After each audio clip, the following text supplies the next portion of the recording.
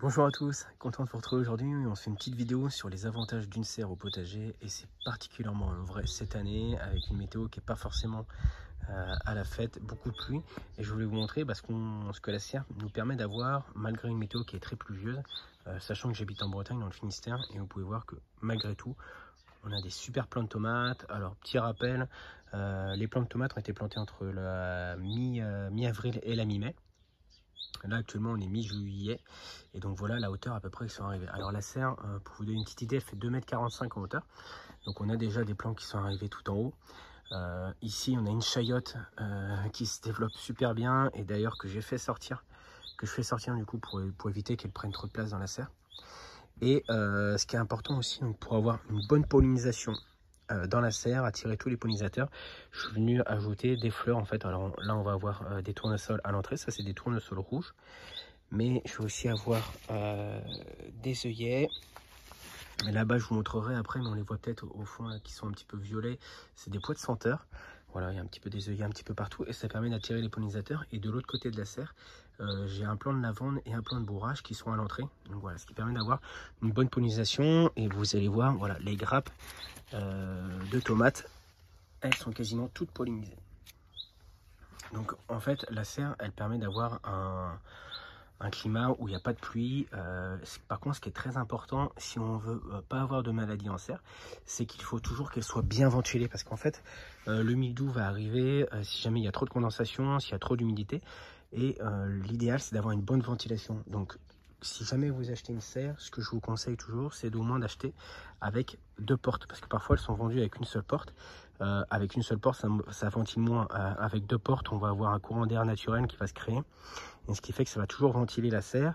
Ce qui fait que le matin, qu'on peut avoir un petit peu d'humidité avec la rosée, et ben voilà, ça va sécher très rapidement avec ce petit courant d'air qui va passer. Ce qui est important aussi, c'est de la laisser ouverte en permanence. Alors ici, moi je la laisse ouverte en fait à partir du moment où je mets les plants de tomates à peu près, de début mai jusqu'au mois d'octobre. Elle est ouverte soir, matin. Donc voilà, on continue dans la journée R. Même si jamais les températures descendent un petit peu la nuit, c'est pas grave. Je préfère avoir une bonne ventilation plutôt qu'avoir de la condensation et du coup ce qui pourrait favoriser la venue des maladies. Donc vous voyez là on a vraiment pas mal de plants. Alors on a un petit peu de tout. On a également ici j'ai mis quelques plants de melon. Donc voilà qui commencent à se former les premiers melons ici. On a des aubergines. Et vous voyez les grappes de tomates sont vraiment bien formées. Alors cette année voilà ça va commencer à se colorer là-bas. Mais c'est très en retard par rapport à d'habitude. Alors oui, on a quand même des très belles tomates. Je vais essayer de faire le tour. Ici, je crois que c'est un plant de tomates ananas. Voilà. Alors ça met du temps à mûrir cette année. C'est normal, ça manque un petit peu de chaleur en extérieur. Mais voilà, on a quand même des beaux fruits. Les fruits sont formés. Vous voyez, ça c'est un plant de tomates ananas. Là-bas, on a d'autres plants. Et vous voyez, c'est très chargé partout en fruits. Donc je pense que ça va être une année assez exceptionnelle au niveau des tomates. Alors là, c'est un plant que j'avais cassé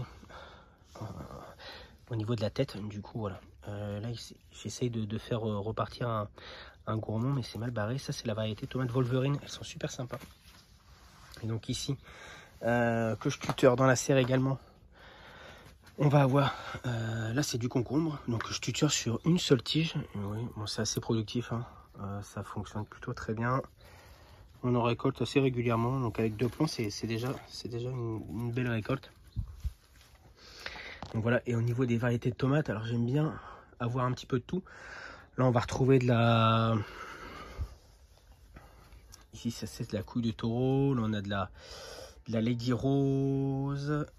Celle-ci c'est des Grégory Altaï. Là on a des tomates russes. Il y a de la noire de Crimée. Après je vais essayer de vous montrer. Donc voilà, toujours pas mal de fleurs. Et aussi au cœur de la serre, pour attirer vraiment tous les pollinisateurs. Là, ici, ça c'est de la reine des hâtives. Donc voilà, ça c'est des tomates qu'on récolte. Alors il faut savoir que les premières tomates, on les a récoltées dans la serre. Ici, c'était début juin. Je crois que c'était le 4 juin, la première récolte de tomates. Donc c'était cela, c'était des petites tomates cerises ici. Et voilà, ça c'est les autres fleurs que je vous disais, c'est des pois de senteur. Alors déjà, ça sent super bon. En plus, elles s'enroulent autour de la tomate pour grimper, hein, c'est comme un petit pois. Et ça permet d'avoir une belle floraison dans la serre, en plus d'avoir, voilà, il y en a qui sont un petit peu plus pourpres là-bas. En tout cas, ça c'est super joli. ici qui a super bien poussé. C'est un plant de cœur de bœuf. D'ailleurs, les cœurs de bœuf commencent à mûrir. Elles ont mis du temps. Et vous voyez, les grappes de fruits sont assez énormes. Il y en a sur plusieurs étages. Donc ça, c'est plutôt une bonne nouvelle. Ici, on va avoir, je vous montrais tout à l'heure, la Lady Rose. Donc très productive. Pareil. On a également ici très précoce. Donc si vous jamais vous voulez des tomates précoces l'année prochaine, la précoce de Quimper. Donc ça, c'est dans les tomates qu'on a récoltées au tout début du mois de juin. Ce sont les premières. Donc ça, c'est pareil, c'est des semis qui ont été faits le 10 février, plantés en serre mi-avril, et on récolte déjà. Vous voyez, ça, les plants sont bien chargés en fruits, ceux-là. Donc très intéressant à faire pour avoir des tomates précoces. Puis bien sûr, voilà, après on a des petits poivrons ici. Un petit plant de pastèque dans la serre. Bon, celui-là, je l'ai mis un petit peu tardivement. Je l'ai mis fin juin, fin mai. Donc du coup, il n'y a pas encore de fleurs, mais j'espère que ça va arriver. Et ici, il y a une petite variété de tomates. J'en viens d'en prendre une, là, c'est la Verde Claro. Celles-là, elles sont super bonnes. Alors, on dirait un petit raisin, mais en fait, elles sont super sucrées. Elles se récoltent vertes et c'est vraiment, franchement, une variété à essayer en tomate cerise. Celles-là, elles sont vraiment exquises. Moi, j'adore. Donc, du coup, pour le tutorage des plants de tomates, comme vous avez pu le voir, bah, je fais ça avec des ficelles. En fait, on enroule le plant au fur et à mesure autour de la ficelle. Donc cette année, vous pouvez voir comme j'ai pas trop taillé, les plants se sont divisés en plusieurs branches, donc c'est un petit peu la jungle dans la serre. Donc voilà, et là, les plants qui sont arrivés tout en haut, en fait, je sais pas si vous voyez bien, là j'ai tiré une ficelle à l'horizontale, donc là c'est le plant de cœur de bœuf qu'on a vu tout à l'heure, et je vais le faire continuer à l'horizontale pour éviter en fait que les fleurs viennent en contact avec, les feuilles viennent en contact avec la bâche, parce que comme vous pouvez le voir, il y a un petit peu d'humidité sur la bâche, donc du coup, voilà ce qui pourrait créer des maladies. Donc la serre, certes c'est un investissement. Pour vous donner une idée, la serre là elle fait 18 mètres carrés, donc ça fait 4,50 m de long sur 4 mètres de large. Je vous mettrai le lien en dessous là où je l'ai pris. Il y a même une réduction si jamais ça vous intéresse. En tout cas, ça permet, pour vous donner une petite idée, sur les 4 dernières années, je fais à peu près 150 kg de récolte par an. Alors si on se dit que le kilo de tomates il est à peu près à 4 €, vous voyez, la serre elle est vite rentabilisée. Et ça permet dans des années comme celle-ci où vraiment on a une météo qui n'est pas terrible, où il pleut beaucoup, bah, ça limite quand même les risques de maladies. On a moins de chances d'avoir des maladies, même si on peut en avoir en serre. Mais voilà, si on prend des précautions, si on aère bien, surtout une bonne ventilation, ça c'est très important, et de ventiler en permanence. Ce que je fais aussi qui je pense aide à ne pas avoir de maladie, c'est que j'utilise des Zoya, pour l'irrigation. Donc là vous voyez, il y a une Oya pour 4 pieds de tomates. Donc c'est une Oya de 5 litres et je n'arrose qu'avec ça. Donc voilà, je la remplis à peu près tous les 5-6 jours. Et vous voyez, les plants de tomates sont quand même bien verts. Et je n'ai pas arrosé au pied des plants de tomates depuis la plantation. Donc j'utilise juste une Oya de 5 litres pour 4 plants de tomates. Ce qui leur permet d'aller puiser un petit peu plus profondément au niveau des racines. Et ça fait le complément en surface. Alors cette année, il a fait un petit peu moins chaud que d'habitude. Donc potentiellement, ils ont besoin de moins d'eau au niveau des plants de tomates. Mais les autres années, j'ai toujours utilisé ce système-là. Et ça m'a permis d'avoir de très belles récoltes. Donc voilà, je pense que et ça permet aussi d'éviter, quand on vient arroser au pied, d'avoir toujours un petit peu d'humidité au pied. Si jamais on a des feuilles en contact avec le sol, voilà, et quand on vient arroser, d'éclabousser les feuilles avec un petit peu d'eau, ou les spores du mildiou. Donc voilà, l'Oya, je pense que c'est un bon complément pour la serre, pour éviter les maladies. Sinon, au niveau de la taille, vous voyez, cette année, j'ai très peu taillé. D'habitude, je taille un petit peu plus. Alors, c'est peut-être une des raisons aussi pour que les tomates aient plus de fruits. Mais je pense aussi le fait qu'il fasse pas trop chaud, les fruits peuvent bien se développer. Parce que voilà, s'il fait trop chaud, en serre, ça peut faire four aussi. Et donc, du coup, voilà, les fleurs peuvent parfois avorter aussi. Donc au niveau de la taille, vous voyez, je taille uniquement dans le bas. D'ailleurs, j'en ai profité, je l'ai fait hier parce que ça faisait longtemps que je n'avais pas taillé. C'était très touffu. Alors là, vous voyez, les plants sont encore très touffus. Hein. J'ai laissé quand même beaucoup de feuilles. Mais j'ai essayé quand même de dégager au cœur des plants.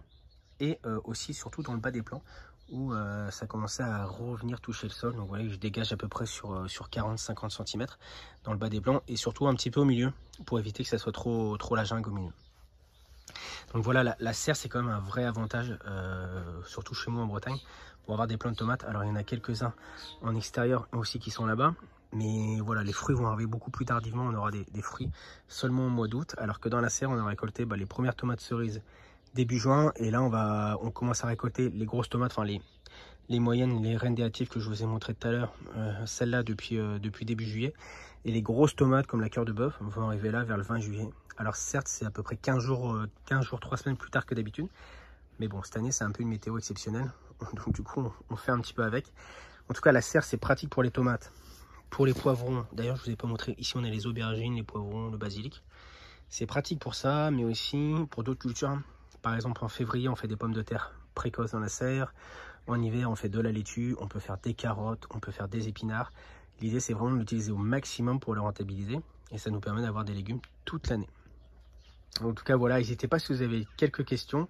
J'espère que chez vous, ça se passe bien, que vous avez quand même quelques tomates. En tout cas, si jamais vous n'avez pas essayé cette... On a même une petite coccinelle là. Si vous n'avez pas essayé cette variété de tournesol, je vous la conseille. C'est un tournesol rouge, ils sont superbes. En tout cas, je vous souhaite une bonne semaine à tous. N'hésitez pas à poser quelques questions si vous en avez. Et on se retrouve très bientôt pour une prochaine vidéo. Allez, ciao, ciao!